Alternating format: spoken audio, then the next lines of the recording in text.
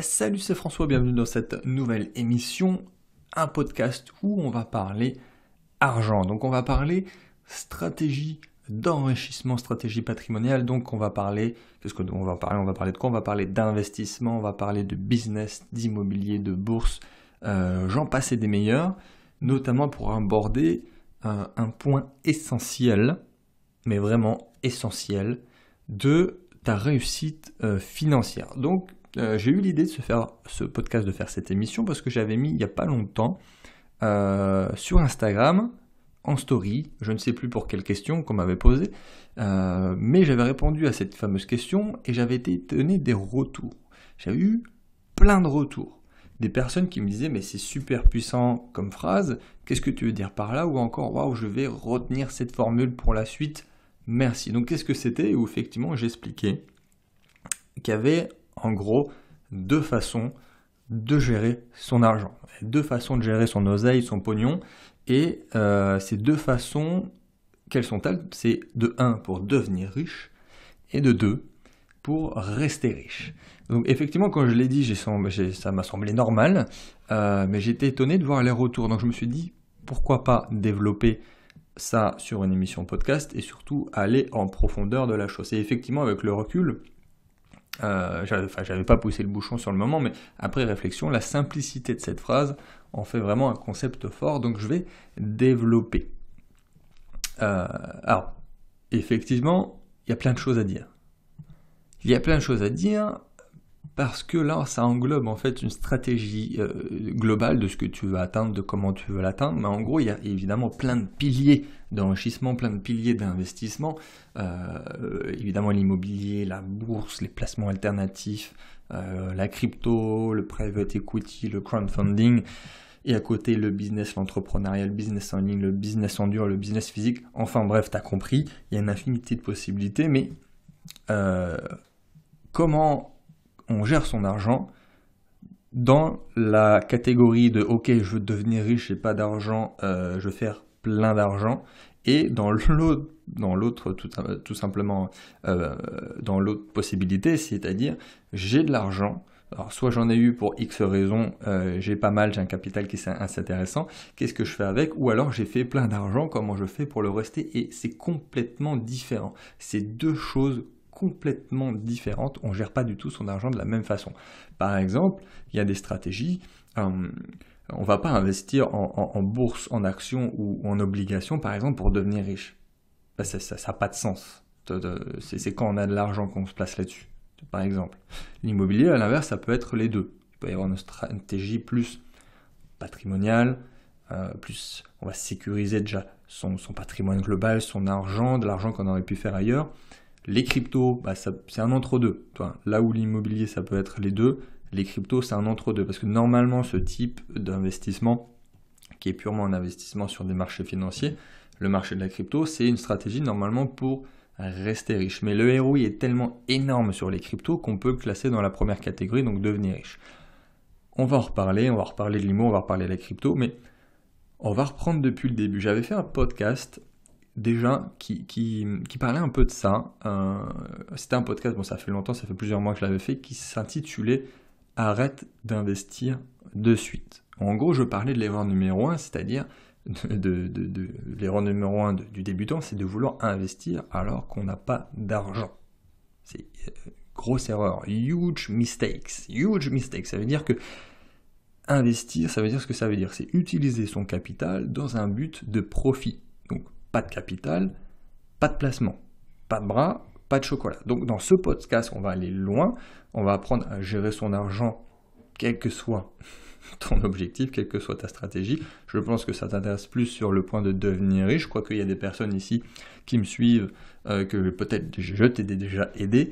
Et on va aussi aborder le deuxième point, donc rester riche, surtout qu'il y a des choses à dire, les gens confondent les deux. Donc gérer son argent pour devenir riche, versus gérer son argent pour rester riche. Et là, dernièrement, je vais te donner une petite anecdote.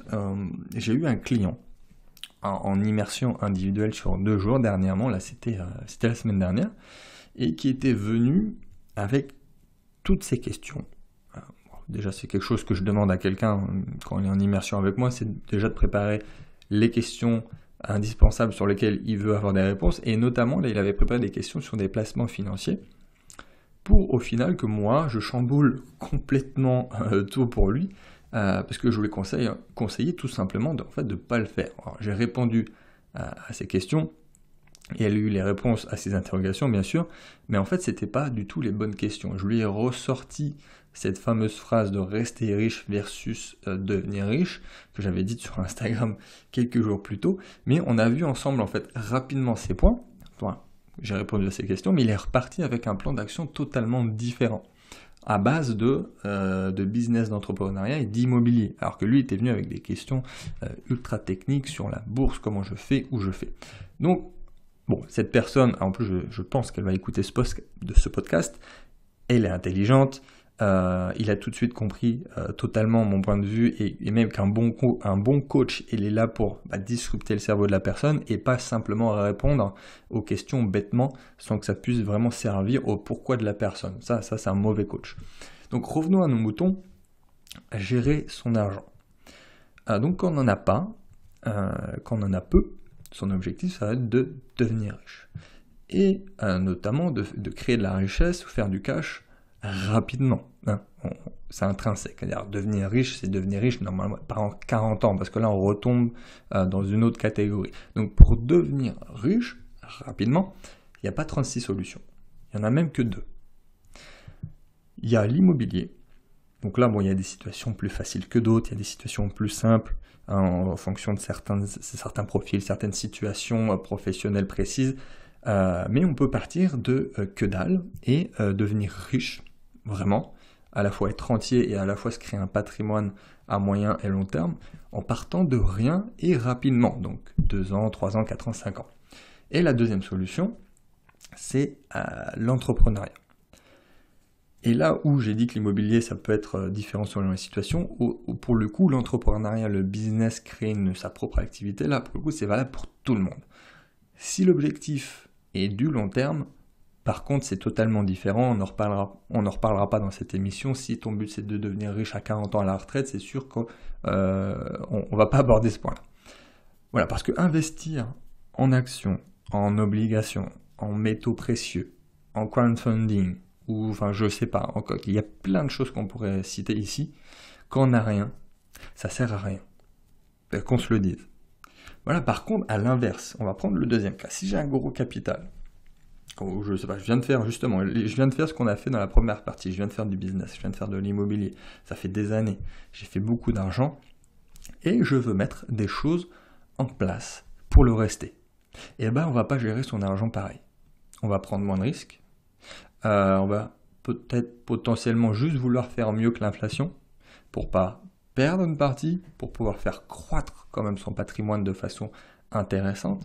Alors certes, ce sont des problèmes de riches, mais on veut que l'argent durablement gagné, voilà, depuis des années, on a gagné de l'argent à la sueur de son front. On ne veut pas que ça soit perdu, de 1, évidemment, et de 2, on veut qu'il travaille sans prendre trop de risques. Donc on ne gère pas du tout son argent de la même façon.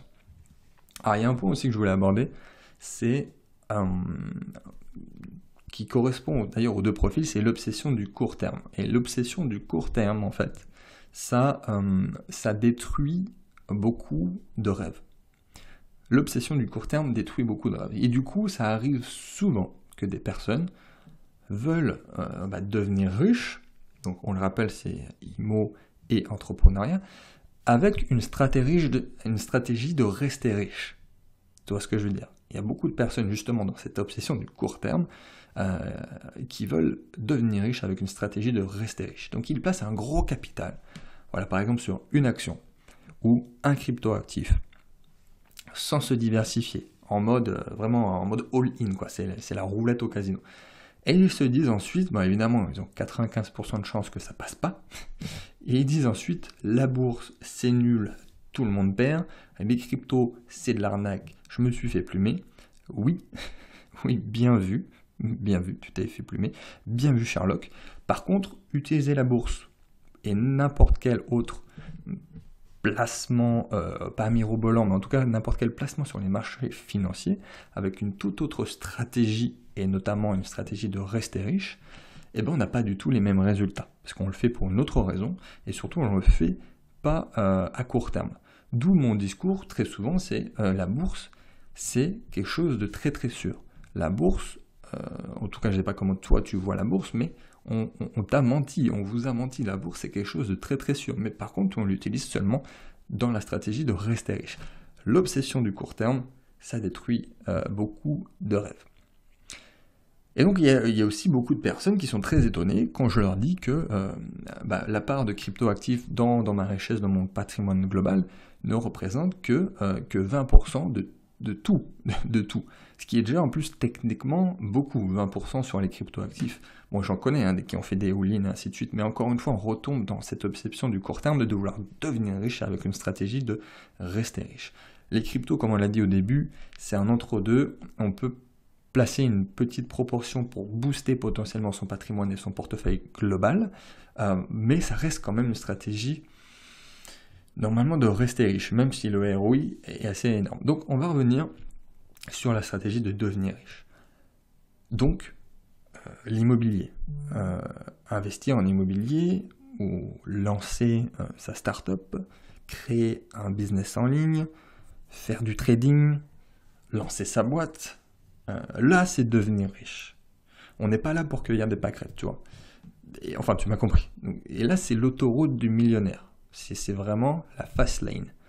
Et donc gérer son argent dans ces situations-là, on fait quoi? En gros, on investit sur son projet, on investit sur soi, on investit sur son développement personnel, sur son développement professionnel également. Donc on gère son argent de telle sorte qu'on vise l'exponentiel avec ces stratégies que je viens juste de donner. Donc c'est une des premières choses que j'essaye de faire comprendre à certaines personnes que j'accompagne, mes coachés ou les membres de mon mastermind.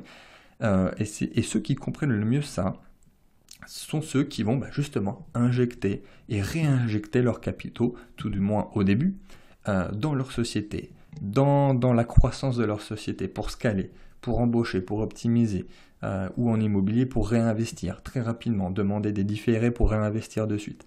Et là, du coup, on gère son argent pour devenir riche. On est OK? Donc ensuite, quand on est devenu riche, alors, petite parenthèse, chacun a son palier, d'accord, chacun sa définition de la richesse. Je ne vais pas redéfinir ce que c'est d'être riche dans cette émission, je l'ai déjà fait plein de fois. Donc, une fois qu'on est devenu riche, à son niveau, à ce moment-là, on va placer son argent différemment. À ce moment-là seulement. En tout cas, on va le gérer d'une autre façon, une fois qu'on a atteint ses objectifs, une fois qu'on a atteint l'âge à laquelle on ne veut plus travailler, par exemple. Enfin bref, chacun a sa raison. De mon parcours, en tout cas, si tu me connais pas très bien, ou ça fait pas longtemps que tu me suis, ou si tu viens de tomber sur cette émission, d'ailleurs like cette émission, qu'est-ce que j'ai mis en place moi, qui répond aux deux façons de gérer son argent. Donc 1, devenir riche, et 2, rester riche. Qu'est-ce que j'ai mis en place au fil des années, parce que là ça commence à faire, au niveau personnel, à mon niveau en tout cas, qu'est-ce que j'ai fait? Dans un premier temps, immobilier et business. C'est original. C'est original, c'est ce que je viens de dire. Donc aujourd'hui, voilà, j'ai un patrimoine immobilier de plus d'1,2 million qui génère 4 500 € de cash flow positif net mensuel, et j'ai 3 sociétés, donc 2 startups dans des domaines innovants, l'impression 3D et les énergies renouvelables, et une entreprise en ligne de prestation de services, consulting et coaching qui génère 1 million d'euros annuels de vente. Donc j'ai géré, en tout cas à ce moment-là, ou quand j'ai lancé ces projets-là, ça représente quand même quelques années, à ce moment-là j'ai géré mon argent au début dans ce mood-là, dans ce mindset-là, c'est-à-dire devenir riche. J'ai mis mon argent au début pour me faire accompagner, aller chercher du consulting pour mes entreprises, investir dans la publicité, embaucher des gens, de nouveau me faire coacher sur le plan personnel, sur le plan professionnel, et ainsi de suite. Et ça a été la meilleure décision de ma vie, vraiment, vraiment, parce que je suis allé très vite. Alors, on a fait les choses bien, évidemment, moi de mon côté, mon équipe et les personnes qui m'ont aidé, mais c'était d'abord devenir riche. Donc réécoute peut-être ce passage, ou même réécoute toute cette émission pour voir ce que tu peux mettre en place par rapport à toi. Mais ensuite, qu'est-ce que j'ai fait? Ensuite, j'ai placé une grande partie de cette richesse, enfin même une très grande partie de cette richesse, notamment au début, donc de mes bénéfices, de mes gains, de mes entreprises, et de mes revenus récurrents en immobilier, enfin bref, tous les euros que j'ai gagnés et que je n'avais pas utilisés à titre personnel de la partie devenir riche, et ben je les ai mis dans la deuxième partie, dans la deuxième façon de gérer son argent, donc en bourse, en crypto, en private equity, donc à des endroits où je touche des rentes passivement d'un côté, et avec quelques placements qui vont booster véritablement l'ensemble du patrimoine et du portefeuille. Donc j'ai également, même pour tout te dire, des obligations d'État, des devises étrangères, des métaux précieux, tout ça notamment pour sécuriser le tout et faire grossir doucement mais sûrement l'ensemble de ma richesse. Donc on fait les choses dans l'ordre.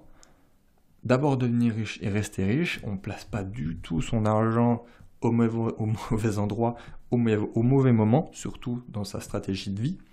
Et donc voilà, tout simplement, j'aimerais vraiment que tu gardes cette expression en tête, ou plutôt cette maxime, c'est pas vraiment une expression. Il y a deux façons de gérer son argent: devenir riche ou rester riche, tout simplement. N'hésite pas si tu as la moindre question, je me ferai un plaisir de te répondre comme d'habitude. Au niveau de mon actualité, alors tu l'as peut-être vu passer, j'organise un séminaire exceptionnel à Paris le samedi 7 septembre, en tout cas au jour où j'enregistre cette émission, il y a déjà les 3/4 des places qui sont parties, donc on ne sait jamais, ça sera peut-être complet quand tu voudras passer à l'action. En tout cas, je mets le lien dans la description. J'offre une place gratuitement, évidemment, dans cette émission. Il te suffit de commenter cette vidéo pour me dire ce que tu en as pensé. Donc voilà, ça remercie ceux qui écoutent l'émission jusqu'au bout. Et donc si tu commentes, tu auras une place gratuite. Si tu as déjà pris ta place, ça sera une deuxième place offerte pour ton conjoint, un ami, un collègue, ta grand-mère. Bref, rendez-vous au séminaire et bientôt à très vite dans une prochaine émission.